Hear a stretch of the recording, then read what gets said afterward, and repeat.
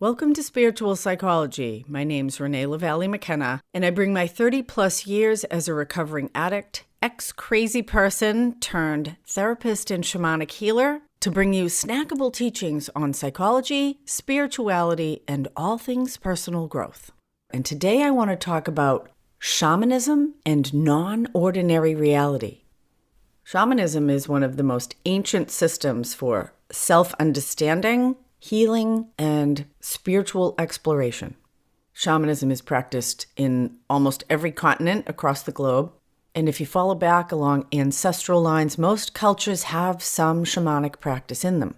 In the most traditional shamanic systems, the shaman was a healer or wise person who served the community in a range of ways as a spiritual advisor and intercessor, as a medical doctor or healer, and often as the village psychologist, depending, of course, on the skill set and the personality of the shaman.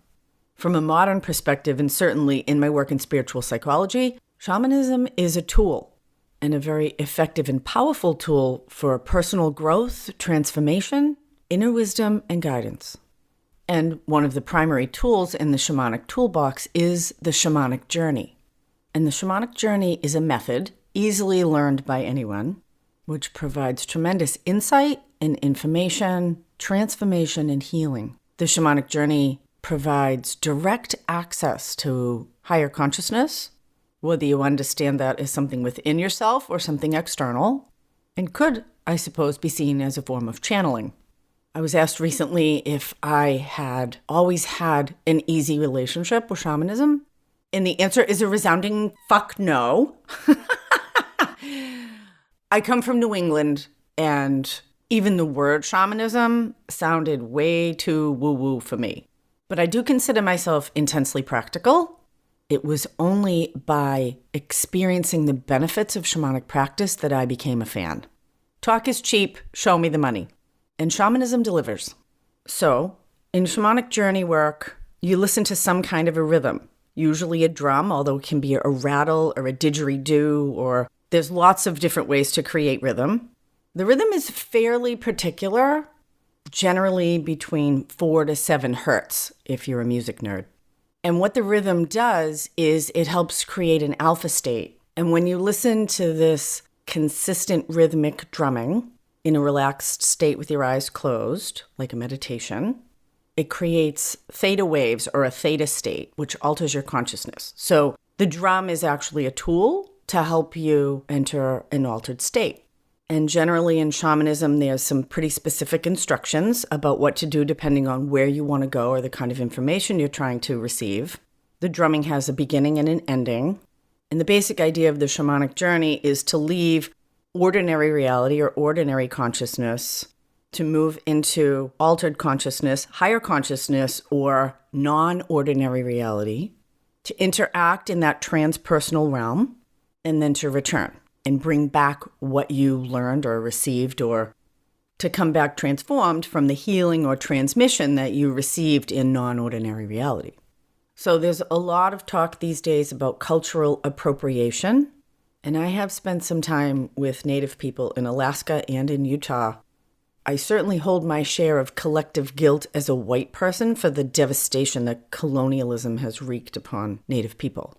But I have to say, the 2 Native spiritual teachers that I have had intimate relationships with are both incredibly generous with their practice.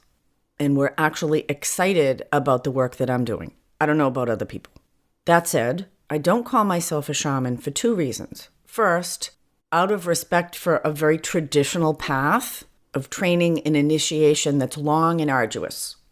And second, because a traditional shaman operates differently than I do. A traditional shaman operates very much, from my perspective, like a priest or a medical doctor. A traditional shaman is an intercessor between the person that's seeking help and the spirit world. In the way that I practice shamanism, we can all be shamans. We all have access to this information, and I'm interested in teaching people how to have direct connection without anyone in between.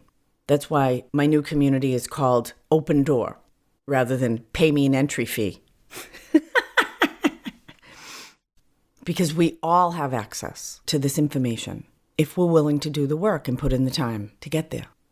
So in traditional shamanism, the shaman actually receives the information or the empowerment from their guides and teachers, and then they transmit it to the client or the patient. And often the person receiving the healing doesn't even know what's happening or need to understand on a deeper level. Just like a medical doctor can do surgery on you or give you drugs, and you don't have to understand what those things are about to receive the benefit from them.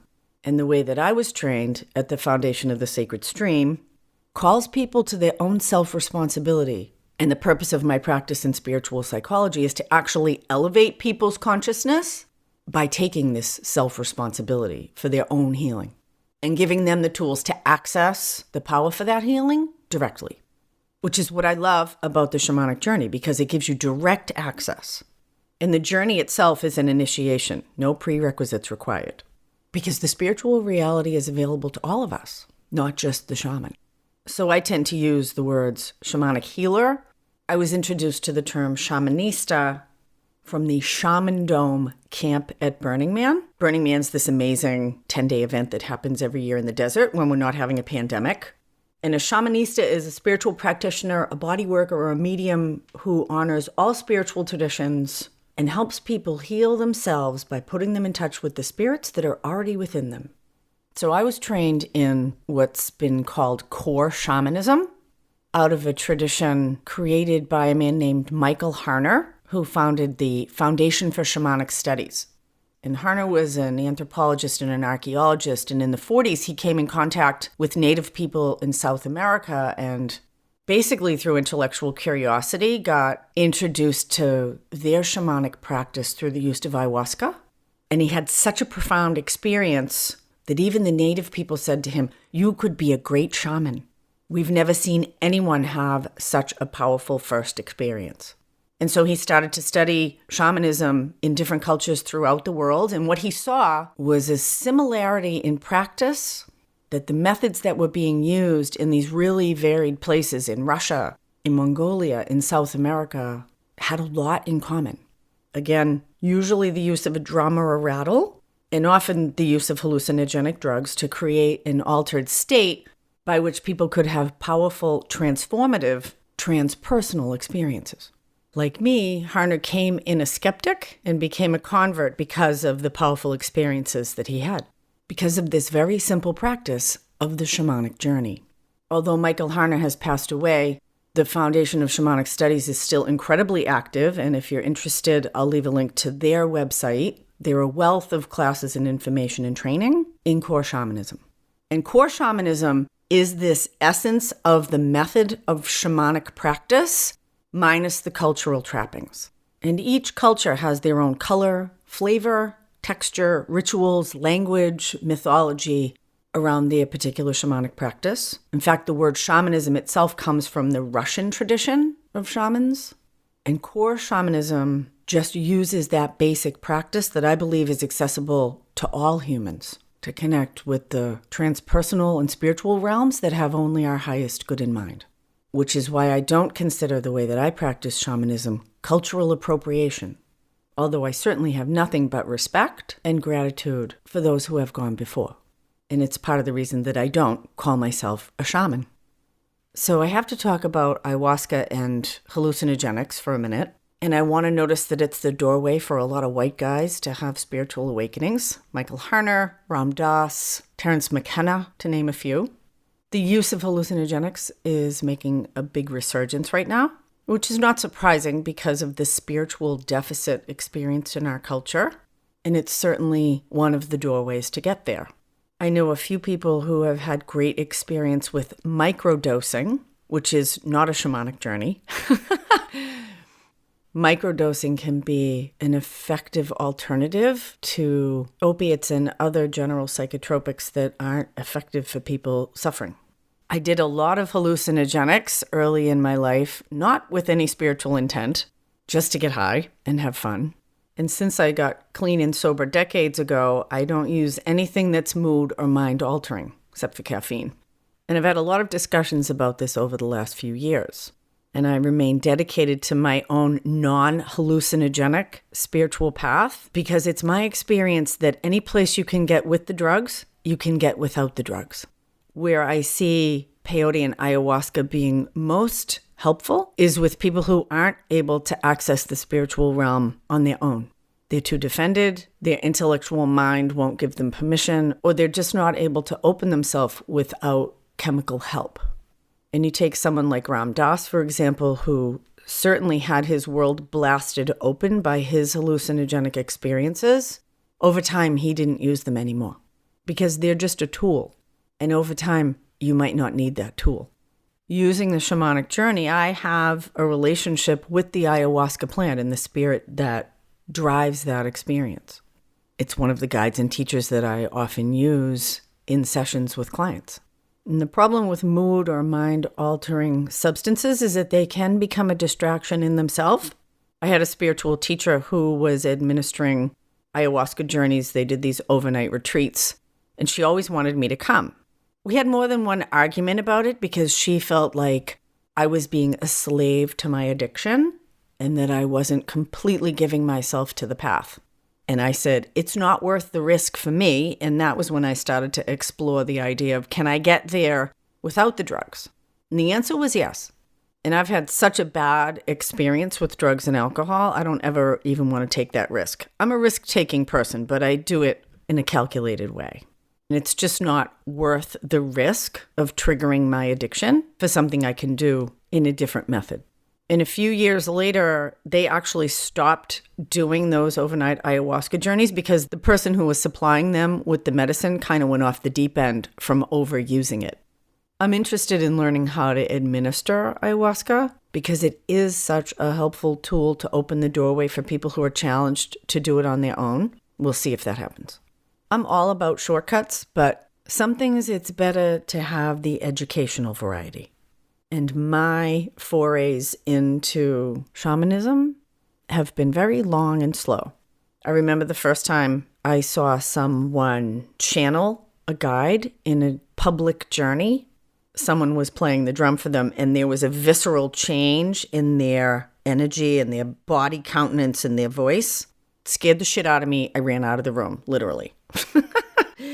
Yeah, because this is too freaky and weird for me. This drum beating, sitting in a circle, burning sage. Oof, too weird. It felt way too far outside my cultural experience, made me super uncomfortable. Very similar to my experience in the Pentecostal church when everyone started speaking in tongues. Same thing. I got up. I'm out of here. See you later. This is too much for me. But again, over time, and it was really through experiencing non-ordinary reality, the transpersonal realm, through guided meditations and hypnotherapy, and realizing that the shamanic journey actually took us to exactly the same place, that I became open. And that's how I often work with clients. I give them options. Do you want to work with the drum? Do you want to listen to my voice? Recently, through the physicist and consciousness genius Tom Campbell, I've gotten introduced to binaural beats, which is actually something that I use a lot in my practice of meditation now. Binaural beats are great, and they have the same effect as the shamanic drum in creating a different state of consciousness. And that's what the drugs do. They just take longer to come off of than just shutting down your MP3 player. So again, these are all just tools to help us experience and interface with different realms of consciousness. I like to say it's all the same mountain. There's just different ways to get there. You can do a shamanic journey, guided meditations, binaural beats, hypnotherapy. It's kind of like in climbing that mountain, you can ride a mountain bike, you can take a tram, you can take a bus, or you can hike. And you'll get up the same mountain. You're just going to have a slightly different experience on your way up. And I encourage people to experiment with these different modalities and see what fits the best for them. Because the experiences are slightly different. And at different times, we may have different modalities or practices that work better for us. So I want to talk a little bit about the shamanic paradigm, which is one of the reasons that I really value shamanism, because I think it gives a model for conscious reality that's accurate and really helpful. So in the shamanic system, there are 3 realms or worlds. the upper world, the lower world, and the middle world. And the middle world is where we live now. And the middle world is contested space. We can't trust what happens here. There are wonderful things that happen here, and there are terrible things that happen here. Just like walking down a city street, we can't trust everyone, and sometimes it's challenging to know who we can trust or what we can trust, because not everything is trustworthy. The middle world has a lot of underdeveloped and fear-based intentions. It's a place of separation, and there is a lot of suffering that exists here. And through the shamanic journey, we can leave this resonance of consciousness, which is one way to understand different realms of reality, kind of like light waves. We actually can't see X-rays or infrared. If you have special tools, you actually can see those different light waves. And I think consciousness exists in a similar way. So when we shift our consciousness using these different tools, right now we're talking about the shamanic journey, then you're able to actually see the different colors of consciousness, these different realms, whether they exist as places outside of us or as realms of consciousness within us or something in between or something completely different. That's up for you to decide. And in the shamanic system, unlike in the Judeo-Christian system, the lower world and the upper world are both places where we can trust what happens. They're both places of higher consciousness. The lower world is not hell. In fact, the middle world, where we live right now, that's the hell place. And as shamanism points to, with the higher consciousness of the lower world and the upper world, we're actually surrounded by higher consciousness. That is the ultimate reality. So one of the great benefits of doing shamanic journey work, going to the upper world or the lower world, is to actually experience this visceral connection with the universal life force. I'll leave a link to a guided shamanic journey with drumming in the show notes, and I encourage you to try it. See for yourself. Deepest gratitude to everybody who's supporting me on Patreon. If you want to support this podcast on Patreon, there's a link in the show notes. Lots of links in the show notes today. If you're interested in learning more about how spiritual psychology might help you in your life, my mentorship program, my spotlight programs, or if you're looking for some support in your own inner journey, I'm happy to set up a free 30-minute discovery call and we can talk about if this work might be a fit for you. You can shoot me an email, info@reneemckenna.com. Blessings on your path. Until we meet again, this is Renee LaValle McKenna for Spiritual Psychology.